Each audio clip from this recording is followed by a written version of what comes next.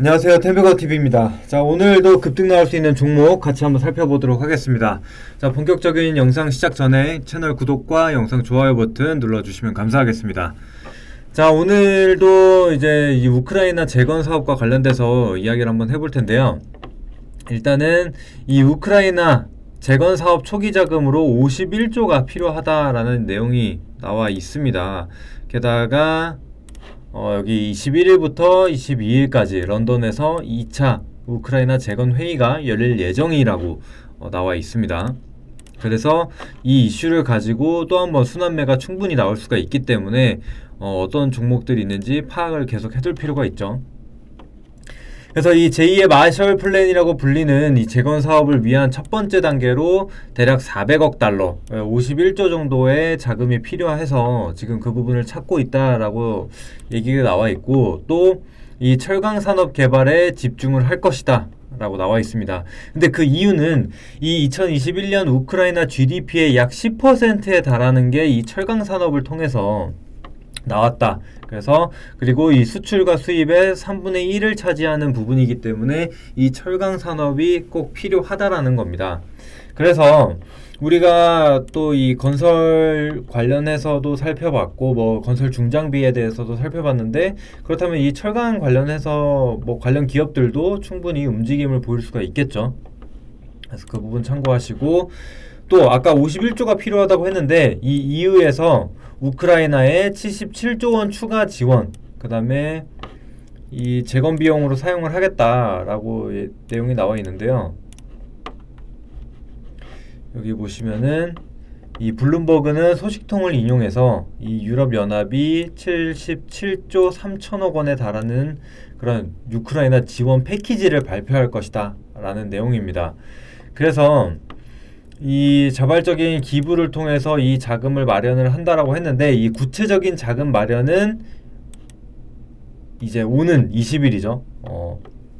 그래서 이 현지 시간으로 20일이기 때문에 오늘 저녁쯤에 새벽에 이제 발표가 될 수 있는 부분입니다. 그래서 해당 내용 참고하시고 계속적으로 우크라이나 재건 관련돼서 이슈는 나올 거기 때문에, 아직 전쟁이 끝나지 않았기 때문에 이 이슈는 계속적으로 나올, 그리고 이 테마 내에서 제가 말씀드렸죠. 이 우크라이나 내에서도 여러 가지 업종이 있죠. 뭐 철도도 있고 건설도 있고 뭐 지뢰 관련된 것도 있고 모듈러 주택도 있고 여러 가지가 있는데, 이 안에서 순환매가 계속적으로 돌 것이라고 말씀을 드린 부분입니다.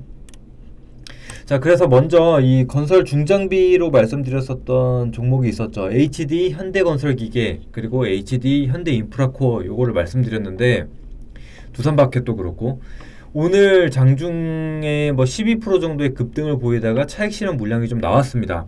근데 그 이유는 오늘 뭐 방산이나 아니면은 뭐 해운, 그리고 뭐 의료기기 뭐 이런 종목들 위주로 수급이 좀 쏠리다 보니까 어느 정도 차익 실현 물량이 나온 흐름이 나타났어요. 이 재건 관련주들 중에서.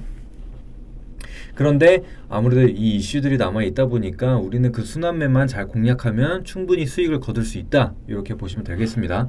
게다가 지금 중국과 미중 관계 개선에 대한 움직임이 조금은 나타나고 있고, 또 1조 위안에 달하는 그런 인프라에 대한 투자 소식이 나와 있는 상태이기 때문에 그 부분 수혜 충분히 볼 수 있을 것이다 라고 생각이 듭니다. 그래서 이런 것들은 중장기 관점으로도 접근 가능하다라고 말씀드렸는데, 자, 뭐 이제 실적 구간을 보시면 2018년, 2019년 계속해서 매출이 좀 잘 나왔는데 2020년부터 급감했습니다. 한 절반 정도로 급감을 했는데, 아무래도 뭐 코로나 이슈도 있었다라고 판단이 되는데, 이제 이 21년, 22년부터는 빠르게 회복을 해서 19년도, 뭐 18년도 이 수준에 달하는 이 영업이익이 확인이 되고 있습니다. 게다가 뭐 올해 같은 경우에는 그것을 뛰어넘을 것이라고 예상이 되고 있기 때문에 충분히 이 실적 기반한 움직임이 나타날 수 있다라는 것이고, 현대인프라코어도 한번 보겠습니다. 오늘 현대인프라코어도 장중 8% 정도 상승이 나오다가 같이 차익 실현이 나왔는데, 지금은 뭐 순환매, 그러니까 차익 실현 당장 나온 상태이기 때문에 대략적으로 한 11,000원 구간대까지는 여유 있게 한번 지켜보시다가 어느 정도 바닥, 저점이 단기 저점이 확인이 된다면은 그때 한번 접근해 보는 거를 권장드리는데, 일단은 이 실적을 마찬가지로 보시면은 20년도에 급감을 했다가 서서히 지금 회복을 해가고 있는 단계입니다. 그래서 이런 인프라 관련, 이 중장비 관련된 종목들 한번 관심 있게 지켜보시면 될 것 같고요. 자, 그래서 오늘 아까 이 내용 중에 철강 관련된 내용이 있었습니다. 철강.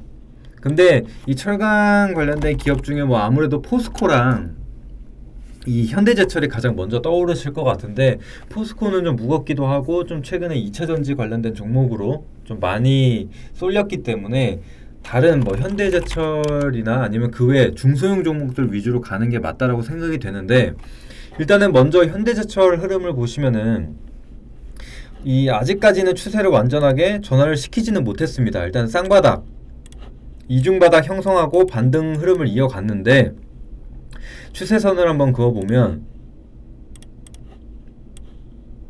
추세선을 그으면 상승 위에서, 그러니까 이 추세선 상단에서 계속적인 등락을 반복을 하다가 여기서 저항을 맞으면서 다시 추세가 꺾이고 이 저점을 깨고 흘러내리는 그런 흐름이 나타났습니다. 그래서 아직까지는 조금 조심스럽다라고 보이는데, 단기적으로 다시 이 저점 구간을 보자면은 여기서 한 3차례 정도 지지를 받고 반등이 나오고 있는 모습을 봤을 때는 일단은 32,800원 정도, 32,500원에서 한 33,000원 정도를 단기 저점 구간이라고 확인을 해두고 접근을 하시면 될 것 같습니다. 그런데 제가 이 말씀드린 이 빨간 구간에 지금 위치를 하고 있기 때문에 이 구간만 잘 버텨준다면 32,500원에서 33,000원 구간만 잘 버텨준다면은 충분히 다시 한번 상승을 볼 수 있을 것으로 예상이 되고 있습니다. 게다가 뭐 이런 이슈가 나온다면은 충분히 상승이 나올 수가 있겠고, 단기 고점은 아무래도 37,500원 정도로 이전 고점 구간 체크하시면서 보시면 될 것 같습니다.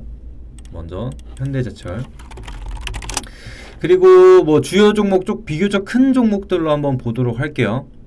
뭐 동국제강도 있는데 사실 분할하고 재상장하게 되면서 조금은 아직은 좀 어지러운 상태이기 때문에 넘어가도록 하겠습니다. 그 다음에 이제 대한제강 같은 경우에도 과거에 어마어마한 상승을 좀 보였습니다. 이 코로나 기간에서 급락을 좀 보였다가 3,300원에서 26,600원까지 상승을 이어갔는데 대략적으로 한 600%가 넘네요. 거의 한 700% 정도가 나오는 상태인데, 이만큼 시총이 그러니까 중소형, 그러니까 작은 건 아니지만 그렇다고 엄청 큰 것도 아니에요. 그런 상황에서 지금 700%가 나올 수 있는 이런 탄력적인 움직임을 가진 종목이다라는 거 참고를 하시면 될 것 같고, 또 하단으로 매물대가 두껍게 쌓여 있기 때문에 충분히 지지도 받을 수 있는 상황이라고 보여집니다. 게다가 지금 이 파란색 구간 얇아지고 있는 상태고, 이 구간 서서히 좀 돌파하려는, 이 전환하려는 흐름이 나타나고 있기 때문에 여기도 보시면은 한 번, 두 번, 세 번 이렇게 저점을 높여가고 있는 그런 움직임도 나타나고 있기 때문에 충분히 긍정적이다라는 거 보시면 될 것 같고, 그리고 비교적 상단에는 매물이 좀 얇습니다. 그래서 1차적으로 봤을 때는 한 14,000원에서 15,000원 정도 사이 잡으시고, 그 이후에는 한 요 후반대까지 한 18,000원대까지는 진입 고려를 한번 해보셔도 좋을 것 같습니다. 근데 다만 좀 아쉬운 부분은 아직은 거래량이 크게 발생을 한 게 없어요. 이날 물론 거래량이 한 70만 주, 73만 주 정도 발생을 했지만, 그럼에도 불구하고 지금은 그러니까 이런 대시세가 나왔었던 때의 거래량을 비교를 해본다면은 아직은 좀 부족하다라고 좀 볼 수가 있습니다. 근데 이제 이 부분을 봐야 되는 게, 여기 거래량이 나왔었던 때를 보시면 갭을 발생을 시켰죠. 그래서 우리는 이 가격대도 중요하게 좀 볼 필요가 있습니다. 13,000원에서 12,000원, 13,200원 정도의 가격대를 중요하게 봐야 되는데, 이 가격대 상단에서 계속적으로 놀아준다면은 더 갈 생각이 있다라는 겁니다. 그래서 만약에 이 구간을 깨는데 대량 거래량이 발생을 한다면은 이때 들어왔던 물량들이 그냥 빠져나간다라고 볼 수가 있는데 아직까지는 그런 흐름도 나타나고 있지 않아요. 제가 거래량도 말씀을 드렸었죠. 거래량이 이렇게 줄어들고 말라가고 있는데 추가적인 하락이 나오지 않고 어느 정도 하방 경직성이 나타난다. 그러면은 이제 더 이상 나올 매도 물량이 없다. 그렇다라고 한다면은 이제 매수세만 좀 붙어준다면 파는 사람이 적어졌기 때문에 쉽게 끌어올려줄 수 있다라는 거 다시 한번 생각을 해주시면 될 것 같고, 그 다음에 중소형 정도로 볼게요. 중소형에는 아무래도 크게 움직이는 종목들이 좀 많습니다. 금강철강이라든지 뭐 동양철관, 뭐 휴스틸, 뭐 동일철강 이런 종목들 많이 들어보셨을 거예요. 문배철강이라든지 이런 종목들 위주로 많이 움직임을 보일 수가 있기 때문에 한번 같이 참고하시면 될 것 같은데, 금강철강 같은 경우에도 계속적인 우하향을 보이다가 이제는 추가적인 하락이 나오지 않고 있죠. 그래서 뭐 이 구간을 이탈한 적은 있지만 대략적으로 한 6,500원 내외에서 하방 경직성을 좀 가져가려는 그런 모습들이 나타나고 있습니다. 그래서 이 6,500원에서 7,000원 사이에서 횡보를 한다면 어느 정도 매집이 이루어지는 구간일 수도 있기 때문에 그 점 참고하고 보시고, 뭐 1차 목표가로는 이전 고점 구간 정도인 한 7,700원에서 8,000원 정도로 잡으시고, 만약에 이 구간을 돌파를 한다면은 만원 이전까지도 한번 상승이 나올 수 있어 보입니다. 게다가 이 금강철강이라는 종목 보셔서 아시겠지만 이때도 상한가, 여기도 상한가, 그 다음 여기도 상한가. 그러니까 그만큼 쉽게 가볍게 움직일 수 있는 종목이기 때문에 충분히 급등이 나올 수 있다는 거 보시고, 또 유통 비율 역시 33%입니다. 그래서 품절주에 해당하는 종목이기 때문에 아주 가볍게 움직일 수 있어요.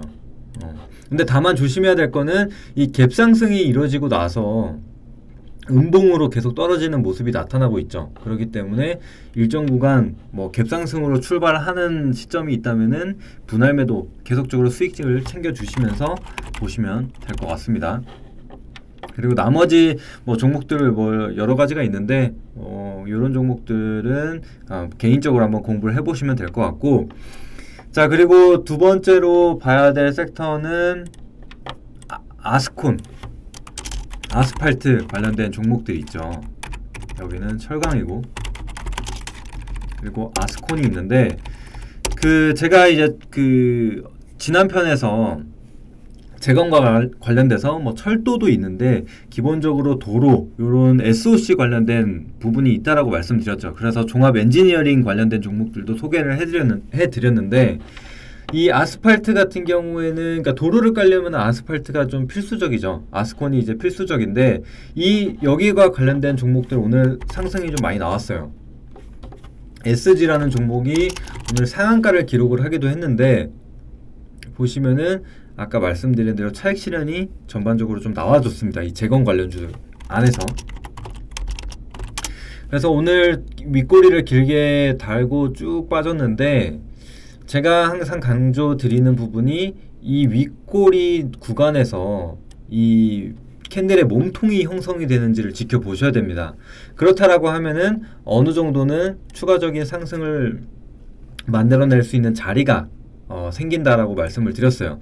게다가 오늘 거래량도 2,200만 주로 꽤 많이 실렸습니다. 여기 4,400만 주가 총 주식수인데 유통 비율이 50% 정도가 되죠. 그래서 절반 하면은 딱 2,200만 주 정도가 나옵니다. 그래서 한 바퀴 정도는 돌릴 수 있는 만한 거래량이 발생을 했다라는 거 참고를 하시고 보시면 될 것 같고, 또 그리고 뭐 스페코도 사실 뭐 방산주이기도 하면서 이 아스콘 관련된 기업이기도 합니다. 그래서 이 스페코도 한번 같이 보시면 될 것 같은데, 오늘 역시나 차익 실현 물량이 좀 같이 나왔어요. 그런데도 불구하고 이 갭 구간을 완전히 채우지 않고 이 파란색 구간 상단에서 머물러주는 모습입니다. 그래서 일단은 1차적으로 5,000원 지지 라인을 보셔야겠죠. 이탈하게 된다면은 그 이하 이전 고점 구간이라든지 아니면 이 빨간색 구간까지는 여유 있게 기다려 보실 필요가 있어요. 그래서 그 가격대를 기억하시고 그러니까 시나리오를 만들어서 내가 이때까지 여기까지 떨어지면 접근을 해야지, 아니면 여기를 지켜준다면은 어떻게 바로 진입을 해서 목표 수익률을 얼마로 잡고 들어가야지, 이런 시나리오를 계속 만들어야 됩니다. 그래서 이것도 역시 지금 총 주식수가 1,400만 주가 되는데, 뭐 유통비율을 감안을 하지 않더라도 1,800만 주 정도가 오늘 거래가 됐기 때문에 손바뀜은 계속적으로 일어날 수 있는 거래량이 발생을 했다라는 거, 그 부분을 기억을 하시고 보시면 될 것 같습니다. 그래서 스펙코도 같이 보시고, 또 마지막으로 보광산업 정도로 보고 갈게요. 보광산업. 이 보광산업 같은 경우에도 이 콘크리트용 이 소재를 개발을 생산을 하는 그런 기업이라고 좀 보시면 될 것 같은데, 이 보광산업 같은 경우에는 추가적으로 신공항 관련주로도 엮여 있기도 합니다.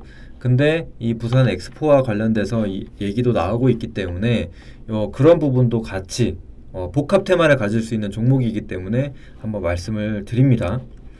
그래서 지금 저점을 서서히 좀 높여가고 있는 상태인데, 이 상단으로 올라오는 게 좀 중요할 것 같아요, 1차적으로. 그래서 6,600원에서 7,000원 정도 사이에서 이 종가가 형성이 되는지 계속적으로 체크하실 필요가 있고, 그 다음에는 이제 7,200원 정도, 이 매물대 구간 상단, 그리고 이전 고점 구간을 돌파하는 자리가 만들어진다면은 그때 한번 진입을 해보시면 될 것 같아요. 여기 보시다시피 이전 쌍봉이 형성이 됐었던 가격대 뭐 8,200원 정도까지는 매물도 적고, 또 그 위로도 보시면은 여기까지는 매물대가 상당히 얇은 게 확인이 되실 겁니다.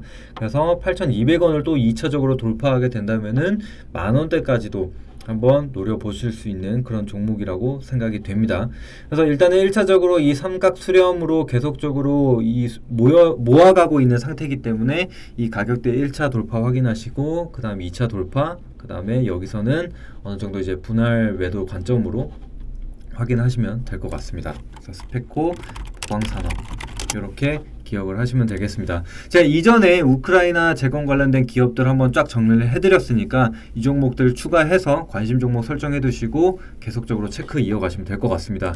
자, 오늘 준비한 내용은 여기까지고요. 다음에 더 좋은 내용으로 찾아뵙도록 하겠습니다. 자, 마지막으로 채널 구독 버튼, 영상 좋아요 버튼 눌러주시고, 추가적으로 정보 빠르게 받아보고 싶으신 분들은 영상 하단에 고정 댓글 확인하시고 링크 클릭하셔서 들어오시면 정보방 연결되니까 그쪽으로 들어오시면 될 것 같습니다. 네, 이제 긴 시간 시청해 주셔서 감사합니다.